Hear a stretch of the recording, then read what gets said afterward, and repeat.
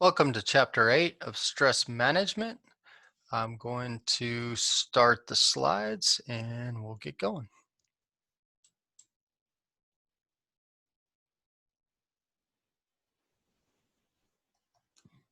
So managing emotions. All right, we'll get past this. All right, so managing the emotions. This is your ability to experience the ability to experience a wide range of emotions is part of what makes us uniquely human and keeps life interesting. Right? Your emotions are sort of like ice cream flavors, right? And again, if you're always just kind of in cruise control, I guess that would be vanilla. People always make vanilla out to be a bad thing, even though I actually like vanilla ice cream, but apparently some folks think it's boring, right? So if you look at your emotions like different flavors, it'd be things like you've got, chocolate, cookies and cream, I guess pralines or I don't know, um, mint chocolate chips, so on and so forth, right? And so all these different emotions make things interesting, right? The way that we react to things. So again, somebody can make you angry, sad, somebody can tell you just want a trip to Disney World, or, you're going skiing or snowboarding, or you're going on vacation to Hawaii. Those can all make you super excited and happy and so on and so forth. The physiology of emotions. Negative emotions can activate sympathetic nervous system and evoke stress response. Long-term emotions such as fear and anger can affect your health. So again, one of the problems is when you constantly stay in a certain state of emotions, it's like everything else. If you're always in this constant state, it starts to wear on you. So somaticizing is the body's way of turning mental stress into physical manifestations, right? So again, when you go through high levels of stress because you've been cramming for all your finals, at the end of a semester, right, your body can actually lose its ability to defend against, getting sick. And a lot of times people will get sick right after their finals. All right, so again, when you can either have like acute stress, short term, medium, long term, like anything from stress from like a day to a week to month, to years. And the longer it is, it can really have a higher effect on detrimental things in your health. As many as half of all patients who visit physicians have physical symptoms directly caused by emotions, right? And again, what causes these emotions? The stress that we place on ourselves, right? So the benefit of positive emotions like optimism can reduce stress levels, right? So if you can always have, like a sunny disposition, it helps you to have happier emotions. These happier emotions can then help you to reduce stress. So here was a research project done on 180 nuns who wrote autobiographies while they were in their early 20s. Diaries were analyzed many years later and assessed for common psychological features. Positive emotional content in the early life autobiographies was strongly associated with longevity 6 decades later.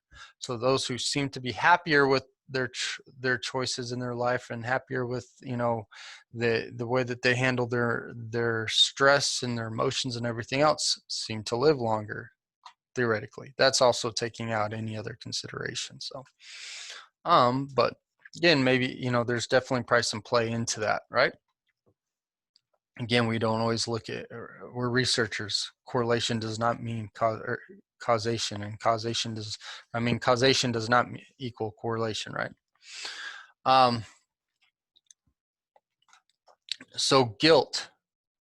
Guilt is a conscious preoccupation with undesirable past thoughts and behaviors, right? You feel guilty about something, right? You did something wrong, or you felt like you did something wrong, and it just eats you up, right? Worry is the manifestation of fear, which keeps the mind focused on events yet to come. So again, you could have both of these. You could feel guilty about something, and then you worry that whatever you did is going to cause you more problems in life. And then anxiety is psychological and physiological response to worry, right? So all three go together. You feel guilty about something, you worry that somebody's going to find out you did whatever you did, or it's going to come back and bite you, and then you're anxious about that day coming. Sources of worry. Surveys show that most common sources of worry for Americans are family and relationships, job or school, health, and finances. Most people worry about 5% of the time. How they figure that out, I'm not sure. I would venture to say most people worry more than that, or at least the folks that I deal with. Maybe this is it. Maybe I spend too much time with chronic worriers. They spend an average of about 50% of their time worrying, right? And again, it's not healthy. Letting go of worry. Most things we worry about are out of our control and will likely never happen, which is kind of funny because they talked about in the last couple chapters about having pretty much anything is in your control, right? Uh, which is a little funny. Again, the way they word things in here is um, a little too black and white and absolute. So the way you got to look at it is you're worrying about things, most people worry about the future, right? And so again, you cannot determine the events that will always, you can't always determine the events that will happen in your future, and you definitely can't determine how other people are going to react to things that you do, and so on and so forth. And that tends to be what people worry about. They worry about the part of it that is outside of their control. So understand that most things that happen, you have a level of control, and there's things you can do to make situations better or worse, but you cannot control the other people involved. You cannot control certain events themselves, right? Um, you know, most of us are not, if you're listening to this, you're probably not some high level person in the government who actually had some say and some control on whether or not we're going into quarantine. If you're listening to this, you were told to go into quarantine, right? So how you dealt with that was in your control. How you allowed that to affect you and your worry and so on and so forth, that was in your control. Okay. Worry is not the same thing as carry. A lot of people, I've heard this from moms. I don't know why I've heard this from moms. I haven't heard it from dads, but moms will say, worrying is my job. Or you'll see these things where a mom will have that like as her little thing that says, I'm a mom, I'm a mom, I'm supposed to worry. And it's not the same thing. You care, but you don't worry, or you don't have to worry, right? So, you can care about your children's safety, you can care about your children's well-being, but if you're always worried something's going to happen, that creates unhealthy feelings, right? So you can think about, okay, I'm going to send my kid to school. What do they need to go to school? How do I make sure they get there safe? How do I make sure they get home safe? um, you know, and how do I prepare them to deal with situations at school? That's not worrying. That's thinking about, okay, here's some issues that could come up. Now, what do I do about them, right? So I can drive them to school and make sure they have their lunch and all the things they need at school. I can teach them how to handle themselves in certain situations. I can pick them up from school, and I can teach them, don't ever go to somebody's car that you do not know, and that I have not told you to go to their car and go home with them, right? You only go with me. You could give them like a cell phone or whatever else too for, those type of things, if that helps with the worry, so you don't worry, so that they can contact you, you can contact them. Those are things that you can do, right? You care about them, so you do those things. Or on the other hand, you could still do those, and then as they go off to school, you saw them walk in, you worry whether or not that they jumped the fence and they're playing hooky. You worry about whether they're getting beat up. You worry about, these are things that are outside of your control. If your kid is like misbehaving in school, you can't control that while you're at home and they're at school. Now you can deal with it later when they get home and there's a little report saying, Johnny was acting disruptive in class, right? So you can ground them and punish them or whatever, and correct them, and whatever you want to do. But again, you could worry and then they could come home and their day's completely fine. So why did you worry, right? So again, you can care, you can plan, you can strategize, and you can do this all without worrying, or you can do this and at least try to help minimize your worrying. I know some of you are like, I'm worried that I can't ever stop worrying. Yeah, some people are just wired that way. And again, you can rewire if you choose to. Remember, only you can change you. So move your worries from mind to paper. So strategize. Okay, these are the steps we can take to minimize any issues that may come up. Practice mindfulness, and remember, worry is a habit, right? You learn to do it. My wife's a major worrier. Where did she learn to do that? Her mom. Her mom's a major worrier. Where did she learn to do it? Maybe her mom. I'm not sure.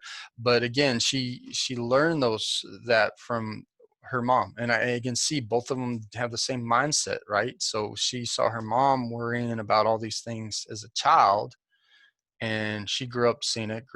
Now she does the exact same thing. Now I'm starting to see it in some of my kids, and I'm trying to break the cycle the best I can because I'm not a natural worrier. Okay. Worrying is a waste of time and energy, which is true. It does you no good. Okay. It doesn't change anything, only your health and how you feel. Okay. So it will not change the outcome. So why even do it? Worry and the mind. Chronic worry is linked to more than double the risk of cognitive decline, right? So again, if you want to worry about something, worry about losing your cognitive abilities as you get older, and then stop worrying, because that's what's going to cause it, right? So none of us want this. None of us want to end up in where, we don't recognize the people we know and love. We can't process in our minds like we used to. We become forgetful. We become where things that used to be easily understood and grasped becomes difficult. A lot of times our mind is what makes us who we are to a big extent, our ability to reason and function and those type of things. So don't do things to lose that. Okay. So again, don't be a chronic worrier. Okay. So how to relieve test anxiety? Prepare for the test, study, do what you're supposed to do. You can journal your thoughts right before the test. Again, having to do extra writing for me would actually make me angry. Therefore, that would be something I would never do. But again, if you're a journaler, then go for it. Ask your professor what to study if unsure. And again, I know sometimes that doesn't help because I've had some of these crappy professors, and I say, hopefully I'm not one of these crappy professors, but I always hated this. They're like, well, anything's fair game. No, the books are vast. Sometimes their lectures are all over the place, right? We've all had those professors. A good professor will give you, now they may not tell you exactly what to study for, but they'll at least focus your study, right? And again, if they do test reviews and things like that, make sure you're there. Okay, those are the things to do. Ask them. Make sure that you go to test reviews. Make sure that you go to study sessions. Anything they do. And again, don't be afraid to ask questions. That's one of the things that irritates me as a professor is I go through things and I'm like, anybody got questions? No. Okay, we keep moving through. We keep moving through. Now again, we're now on digital teaching where I'm doing these half like lecture videos and these other ones that are pre-recorded videos and so on. So I know it's a little bit harder, but definitely when you're in class and those type of things, ask questions. I know it's a little bit harder now, and I like that when we do the live sessions, you ask me questions. So please ask me questions because, again, a lot of times we'll fly through things and I'm just assuming that, man, they got to be bored. Apparently they know all this. Why am I even up here? Right. And then we get to the test, we're getting, and you're like, I see some grades. I'm like, they didn't understand this. Did I not cover it? Did I not say it right? What did I do? Right. And again, if you would ask questions, they'll be like, oh yeah, I didn't really understand that. It's like, okay, well ask, right? We're here to teach you, educate you, take advantage of that. Get a good night's sleep before the test so your brain is rested and you can be focused. Eat right. Okay, again, you don't want to be hungry while you're taking the test. Nobody wants to be thinking about burritos while they're trying to sit there and do their test. And exercise. Get your blood pumping to your brain. Eliminate accumulated stress, right? Again, it's a great stress reliever, right? Try relaxation techniques. Take yourself out of the stress response. Sometimes just breathing or like focus on something pleasant, then come back, right? Practice mindfulness while answering a question, right? Keep your mind focused and thinking on that, and not getting distracted and losing losing the focus that you need.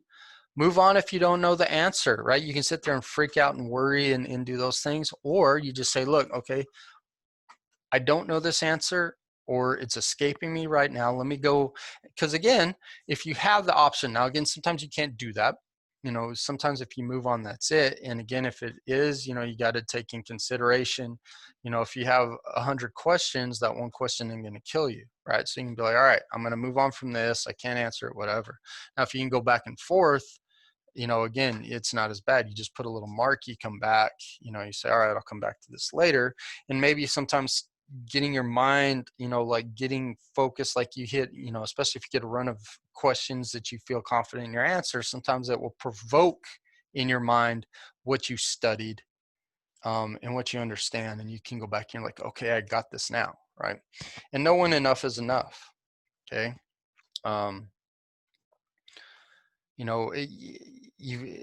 When you're done, you're done. Like, so if you've gone through your test, you've re-gone through your tests, and and you're like, oh man, I'm going to start, like, I don't want to start racing and second guessing, triple guessing, and do all that stuff. No, just take the test up, you're done. Okay. And then you get your results, you learn from them, like, hey, either I studied well, this worked out great, I'll keep up, this type of regimen for the rest of the semester, or you didn't do so well. So now you got to re-strategize, right? And try to figure out moving on. Letting go of guilt. Guilt can destroy, or it can teach, right? So again, you feel guilty about your grade. So you say, okay, this wasn't good. So what do? You strategize, right? I didn't get a good grade. I feel bad I didn't put enough time studying, or I didn't study correctly, or I didn't ask questions when I should have. So all these things you didn't do it now. Okay. And guilt, again, is a habit. You can change the focus of your thinking to mindfulness. What is fear? State of escalated worry and apprehension that causes distinct physical and emotional reactions. Occurs when worry becomes intense, usually involves focus on the future, maybe the single most potent stressful emotion, right? People always fear the future, right? Even in stressful situations. So again, um, you think about, like, well, what if somebody pulled a gun on me, so to speak, or, something like that happened, right? I'm fearing the actual present. No, you're fearing what might happen, right? You're fearing that, they may use that gun on you. That's a fear of the future, right? Again, that's a very intense situation, an example. But even in a situation like that, where things may be happening really quick, and it's very, it's a very scary situation to be in, where somebody is pointing something at you and you feel like you have very little control over it, you're still fearing the future, right? Most of us are not placed in situations like that. So again, is if you think about that, if that's a future thing, everything else again is future, right? You're worrying about what's going to happen next, or you're worrying about what's going to happen in a month or 2 months or whatever else. Okay. So it occurs when worry becomes intense, usually involves a focus on the future, and may be the single most potent stressful emotion. Okay. So what do people fear? Change, right? You're afraid to move to a new city, change majors, or back up, or back up with boyfriend or girlfriend. You're afraid, like, that things when they change will be worse or bad or something along that. Pain or physical suffering, fearful of going to the dentist or getting a shot, right? You fear the pain that's going to come. And again, you got to go to the dentist, or else you're going to have some jacked up grill, or, you go get the shot because you need to get the shot. And it's better to get a little pinch than to get whatever disease you might get if you don't get the shot, right? So again, it's going to happen. Why worry and fear about it? Fear of failure, afraid of not being selected for a track team or not being accepted into a graduate school, right? And again, you have some control over that. You work your butt off, you do your best, And again, you may still fail, and that's okay. What do? You regroup from that, right? So if you didn't make the track team, you work again and try to make it next year, right? And again, sometimes it may refocus you. If you were too slow to run whatever event you're wanting to run on track, and you've worked hard and you're working harder than everybody else, and you don't have the physical ability, maybe your focus is wrong, right? So you failed, and now you're like, through all this hard work, you realized, hey, I'm really good at this. I've gotten really strong in this capacity, and I could probably be a shot putter. I could be a discus thrower, something else. That's, like, and you're like, okay, that's what I need to try out for. Okay. Again, you don't get accepted into one grad school. What do? You apply to other grad schools. You retake your GRE. And again, maybe you don't get in, okay, maybe you're looking in the wrong major. Maybe you need to do something else for grad school. Okay. Again, you're afraid of snakes or spiders or being mugged, right? Again, you got to reevaluate. One, how often are you around snakes or spiders? Or, how often do you get mugged? Two, what can you do to not be bit by a snake or spider? What can you do to combat those situations, and what can you do to protect yourself from being mugged, right? So again, you can fear those things, or you can prepare for those things not to happen. Like when you go out, in big cities where there's a greater chance you might be mugged, be aware of your surroundings, be aware of the people that are around you. Not to an extent you're worried, but again, if you notice, like, okay, this is not a good place for me to be walking by myself, don't go walk that direction, right? Follow, like maybe stay in crowded areas, instead of like cutting down this street, you go a few blocks over where there's a lot of folks in backtrack or something, right? So you do things, you strategize to put yourself in a safer position, right? You fear the unknown, fearful of going away to school or of people who are different from you. Again, I see this all the time. People go off, they don't know what to expect. Am I going to make friends? Am I going to do well in school? Am I going to do that? You're afraid of people that are different from you. One of my favorite things, and I guess it's one of those things, I see people that fear this. I see this in my family. So when I told people I was moving to Miami, everybody's, Miami's got, so many different people from different cultures. Are you sure? I come from a small town where there's only a few different cultures. And I'm like, yeah, I'm like, like, I'm not worried. They're like, why are you not worried? I'm like, I like meeting new people. I've had jobs and I've lived in different places where I meet all kinds of different people, and folks that have different cultures, they speak different languages, they come from different backgrounds. And to me, it's interesting, right? I don't fear that. I guess I embrace it a bit. Just because I like being around people that are different from me, because I learn so much, right? And you guys as my students probably pick up on that, because I ask you 1,000,001 questions about, oh, okay, so you're from here, your family's from here, or, you grew up here. So what was it like? Is it, like, tell me, like, I want to know, right? Again, I like different, I guess. So again, I just have a different outlook on it. I don't worry about meeting different. I like different. I like to meet different people. Death, right? We all die. Why fear it, right? It's going to come at some point. You don't know when or where. There's things you can do to, like, lessen your chance, like take good care of your body. Don't run across roads while traffic's going like full speed, don't run with scissors. Things you can do to mitigate. Again, you don't have to worry about it. You just do smart things that, limit the chance that it's going to happen. So what can we learn from fear? Fear is about growing. We have a natural tendency to want to expand, to become more of who we are. Comfort and discomfort zones. We tend to gravitate towards our comfort zones. We don't grow in comfort zones, right? You got to get out of it. So you got to, again, I was talking about this earlier in my other lecture. Man, I love to surf. But one of the things that I was afraid to when I first before I ever went surfing was sharks.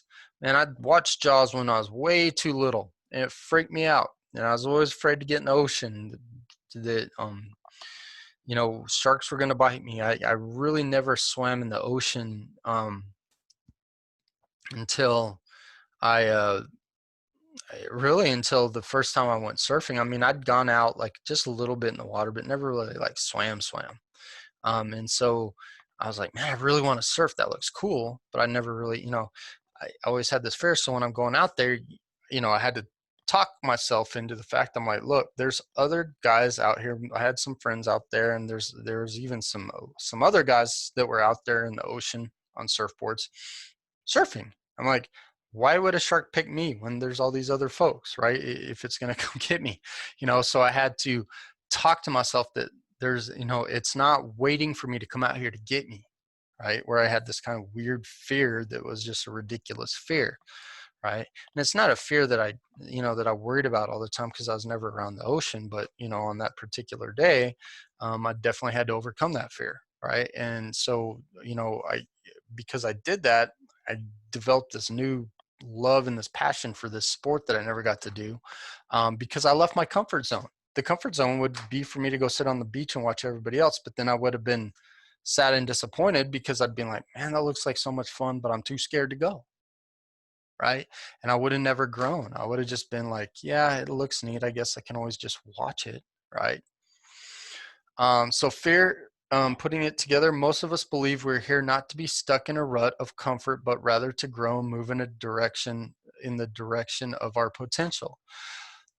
Right? Why do people get stuck? Why do people get mundane jobs? Why do people feel like their life is going nowhere? Because they fear moving forward. They fear change. They fear grasping for things that may um, cause change, right? So you overcome that fear and then you grow, okay? And it's going to take effort, right? It's not like you just, it's not like you just kind of like take a baby step and all of a sudden somebody picks you up and carries you and moves you. No, it's it's going to be constant. You're going to constantly have these fears and you constantly have to overcome them to move forward. So you move towards your potential results and feelings of accomplishment, and it gives meaning to your life. Right? If you guys are listening to this, I'm sure there was something in your head one time that told you, maybe you aren't cut out for college. Maybe you're going to fail. Maybe you should, there's probably a little bit of fear, and you're like, well, if I actually want to move forward and do this as a career, I gotta try it, right? And so again, you keep doing that as you graduate college. You're gonna apply to jobs. You're gonna have fear that nobody's gonna want to hire you. You're gonna, you got to keep putting yourself out there, right? Again, with applying for jobs, you're gonna get more no's than yeses, and you just got to keep going and keep going and keep pushing. Okay. So fear factors. Fear can motivate positive action, right? So again, you may be afraid of something, but when you overcome it, it gives you confidence, right? And as you get more confidence and things like that, you overcome more and more fears, right? And it gives you positive motivations. Nothing in the world is inherently fearful, right? Even snakes, most people, that are afraid of snakes, they can come to realize that, under certain circumstances, you know, a snake by itself is not going to do something, right? And again, like if you're afraid of all snakes, you learn some snakes, aren't poisonous. Some snakes, are in most aspects are not out to get you, and things like, you learn a lot about that, right? So fear is learned. My fear of snakes was actually learned. um, you know, and so I've learned to be around people that handle snakes and and those type of things, and I'm getting to where I know which snakes to stay away from. That if I get too close, those ones will bite you. And again, if you leave them alone, you can view them from afar and appreciate the animal that they are without getting too close. And then again, when I'm at the zoo or around folks that handle snakes, I can learn to appreciate what they feel like and those type of things, and that that snake is not out to get me, right? So strategies for overcoming fear: admit you are fearful. So you got to admit that you are afraid. You confront it, right? So again, I was afraid of going out in the ocean where I couldn't see the bottom. I confronted that fear, So I got on the surfboard, paddled out, engaged in it, and again, my heart was racing. And after a while, I realized that, my fear was not just. And as I did it, I learned to enjoy something that actually I was out surfing this week and I still love to go surfing. Um, so again, it was very exciting. It was a challenge. And every time I go out now surfing, it's a big excitement and challenge that I get to do. Right? Scared to death. If fear is intense enough, all systems can be overloaded fatally. So this is the truth. It can happen. Right? You could give yourself a heart attack. Right? So it can happen. Right? Again, it's ridiculous if that happens because you caused yourself to die. Fear-faith connection. More we believe that our lives are about something, the more courageous and less fearful we are when we are confronted with difficult situations. You'll never overcome all your fears, but you can conquer the fears that prevent you from living your life to the fullest. So again, if you believe that there's a higher power, so like you believe in God or something, you may believe that, God has a plan for your life. Therefore, you are where you are, or you're striving to do these things because that is what he has planned for you, right? And if you pray about things and you do all these things and you try to get in tune with what you believe, and you're like, okay, I really feel pulled to do this even though I'm scared to do this. You feel like that, okay, this is me getting pushed outside of my comfort zone to fulfill the purpose I'm here to fulfill. Okay. Anger is a transient emotion response based on the way one chooses to think about an event. It's triggered by perceived provocation or mistreatment, right? Transient means it comes and goes, right? You can get really angry really quick, and then sometimes you can realize you shouldn't have been angry, and it can just go just like that, right? So again, it's triggered by something, that it can come and it can go. It's not something that sticks around, okay? Road rage. Study of road rage conducted in Sydney, Australia. Motorists view driving as a source of autonomy, pleasure, self-expression. Road rage is seen as a response to driving in a crowded road system and lack of time. Expression of anger challenges the idea of the civilized self, but viewed as understandable. Man, people get mad, right? You cut them off. They feel like you did that on purpose. And, sometimes people do, but sometimes people didn't see you. Right? And so again, why do you let that get you angry? Right? They're trying to get home, you're trying to get home, or they're trying to get to work, you're trying to get to work, whatever, right? But it does happen. And again, you can let it consume you, and you can sit there and make a big deal about it and get yourself into a fight and get thrown in jail or something stupid, or you just let it go, right? They're driving, you're driving, what does it matter? Okay. Everyone experiences anger, although to widely different degrees, considered a temporary emotion. There's physiological emotional arousal that happens, expressed along a continuum from simple resentment, like you look at somebody just like, oh man, that just makes me mad, I don't really like them. Or man, you may just straight blow up on them, like screaming, yelling, throwing punches, right? And there's, kind of an in-between. It's not the same as hostility, okay? So hostility is different, but because hostility will last, like you're always that way towards that person, right? So 3 major forces contributing to anger today: time, technology, and tension, right? We don't have enough time. Our technology, can be frustrating. It's supposed to make things easier, but it doesn't. I've got the slow computer that doesn't let my programs run the way they should. I'm trying to teach class. And tension, right? There's tension between me and, my time, tension between me and the computers, tension between me and other people. That can all cause anger, right? American Automobile Association Foundation for Traffic Safety says that incidents of violent, aggressive driving rose 7% a year in the 1990s.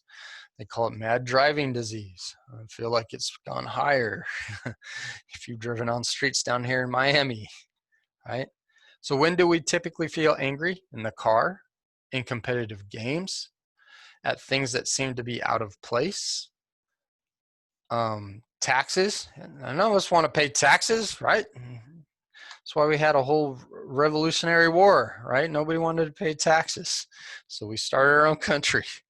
The tardiness of others, man, waiting on people.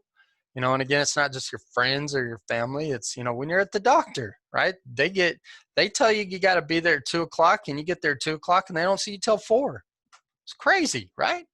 At the disorganization or sloppiness of others, right? You go in and you're like, okay, can I have this? Oh man, I got to fund this. I got to find, where did I put that? You know, and you're like, why does that make you mad? Because it's taking up your time. At inanimate objects. Stupid rock, I stubbed my toe. Well, the rock was there. You stubbed your toe because that's your problem, right? Over the loss of objects, right? You can't find your keys. You can't find your watch. You can't find your phone. Okay. Well, you put it somewhere, you know, or you got a little kid that takes stuff and puts stuff. I have that problem sometimes. Over world events and conditions beyond your control. Man, I know we all mad about the pandemic. Right? We're all mad about coronavirus. We're all mad about being in quarantine, and it's beyond our control. You know, and so, you know, when you get angry for something, you just gotta be like, look, I can't do nothing about it. I gotta move on and deal with it, and it is what it is. So what are the effects of anger? Increase in cortisol and adrenaline, increase in blood pressure, blood sugar, faster pulse, constriction of the blood vessels, increased serum cholesterol levels, decreased immune functions, insomnia, and fatigue. Right? And again, when little things like that shoot up a little bit, you know, little cortisol here and there is natural reaction, is fine. Little adrenaline here and there is fine. Increase in blood pressure here and there, blood sugar, all these things are fine, but when they're prolonged and they all happen together and they just stay there, that's where we see issues, right? We don't like decreased immune function, although you know, again, there's times throughout a day and things like that that can happen, you know, and again, as long as there's short times, not a big deal, right? Insomnia is never good, and fatigue, right? If you're tired, you can't get much done. So why do we get angry? It's a reaction we have when expectancy is not met, right? You expect something, it wasn't met, it made you angry, right? You're angry at somebody because they didn't meet your expectations. You're angry at a business because they didn't meet your expectations. You're angry at a situation because it didn't meet your expectations. Expressing it is healthy, but how you express that anger can be even more important than your well-being. So sometimes just letting it out, you know, and again, there's a healthy way to do it, where, you know, you're like, look, this just makes me mad. Why do we have to do, you know, and again, like you can express anger in a calm way that doesn't make the situation worse, where you get more angry and so on and so forth. But sometimes letting it out's good, right? You know, if you bottle it up, that's not good. If you blow up, that's not good. There's a healthy medium. Okay. So again, risk of non-fatal heart attack was cut by more than 50% in men with moderate levels of anger expression. Right? So they're letting it out, but they're not going nuts. Okay. Or they let it, you know, they let it out in healthy ways, right? You're like, look, I'm angry about the situation. Give me 20 minutes. I'm going to go in my garage. I got, you know, punching bag. I'm going to go let out some anger. I'll come back. Right? Good, healthy expression right there. And again, the relationship between anger and cardiovascular disease, it's complex, right? It's not a direct thing, but it's like this can lead to this, can lead to, you know, and again, it's not that, like, even with that you can link, you know, because it's like this can lead to this, but then this could also do this. And, you know, there's a lot of paths, right? It's like looking at the like tree branches that can connect and interconnect. You know, you look at like the root systems of like banyan trees and things like that. That's more of what it is. Anger blocks.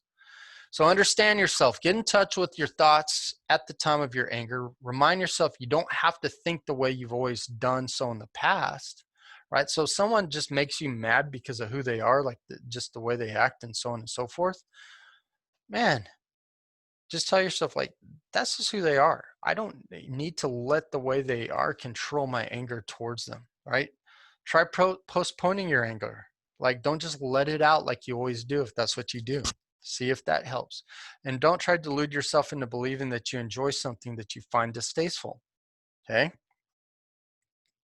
Right? So you can dislike something. It doesn't need to make you angry, but you can still dislike it. It's okay. Be honest. Be honest with yourself, especially.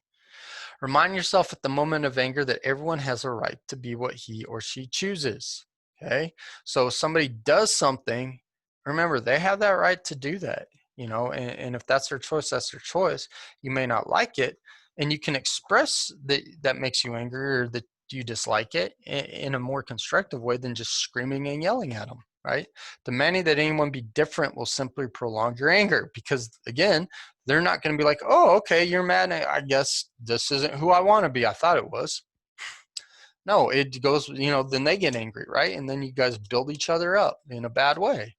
Ask someone who you trust to let you know when he or she sees your anger, right? So, kind of somebody sees it, they kind of give you like a tap, or they give you a little sign like, hey, dude, anger's rising, calm down, serenity now. Any of you that understand that one, I give you props. If you can tell me what show, that's amazing. Right, anger blocks. Admit it. Keep an anger journal. Again, I'm not a writer, so this would not work for me. The act of having to write down the incident will persuade you to choose anger less often. So if you're a diary/journal type person, this is good for you. After you've had an angry outburst, admit that you've slipped and that you're working on thinking differently, right? So again, it's not a perfect road. It's not like you can decide to like control your anger and then it just works, right? It's a practice, right? You practice and practice and practice, and you'll mess up sometimes, and you just keep practicing, right? Don't what'll make you angry sometimes is expecting perfection. Challenge yourself. Try being physically close to someone that you love at the moment of your anger. Again, what this does is if this is somebody that like actually provokes the opposite effect, it's going to be a little confusing, right? So it may help you to disassociate the anger you have when they're not around, right?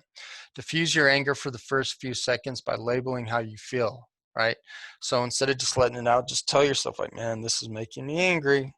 Okay, just like say in your head, right? You're now telling yourself rather than like just allowing explosions. Get rid of unrealistic expectations, right? A lot of times you just have people just have these unrealistic expectations. Their life should be this person should act like this. Look, if you don't expect much from things, it's hard to be angry. If you don't expect somebody to meet your needs, if they do meet your needs, great. If they don't, you don't get angry about it, right? Again, love yourself. Remember, like a lot of times we're mad at other folks because we're mad at things about ourselves. Okay. So, if you see yourself in somebody else that it's something you don't like, it makes you angry. Use a situation as a challenge to change it, right? So when you're wanting to change your anger responses, instead of avoiding situations, sort of accept going into things that normally make you angry, because again, this is you wanting to own it and try to work on not letting it happen, right? And again, don't view it as natural or only human. View it as like it's okay to feel the anger. It's okay, but it's also good to have a constructive expression of it. Hostility. All right, so here's the difference. Often thought as anger that is projected outwardly at something or someone in an aggressive or antagonistic way. Especially dangerous to the heart, may be a good predictor of heart attack. So hostility is, okay, you're angry about something, now you just blow up on somebody, right? And you're just letting all the, like the blood pressure and everything just go, right? And you're just screaming, yelling, being physical, whatever, right? Being hostile. So happy aging. After age 50, people report being consistently happier, less stressed, and less worried than their younger counterparts. Older people may be more effective at regulating their emotions than younger. You learn to control things as you get older if you're a wise person, right?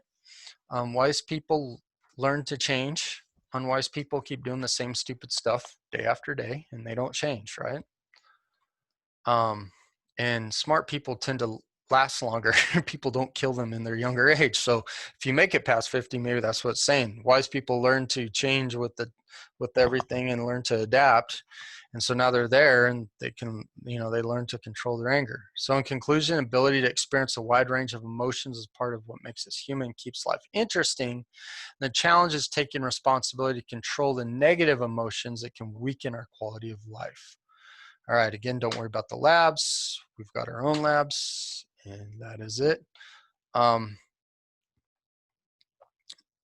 Chapter 8, I'm going to end recording. We'll do chapter 9 tomorrow.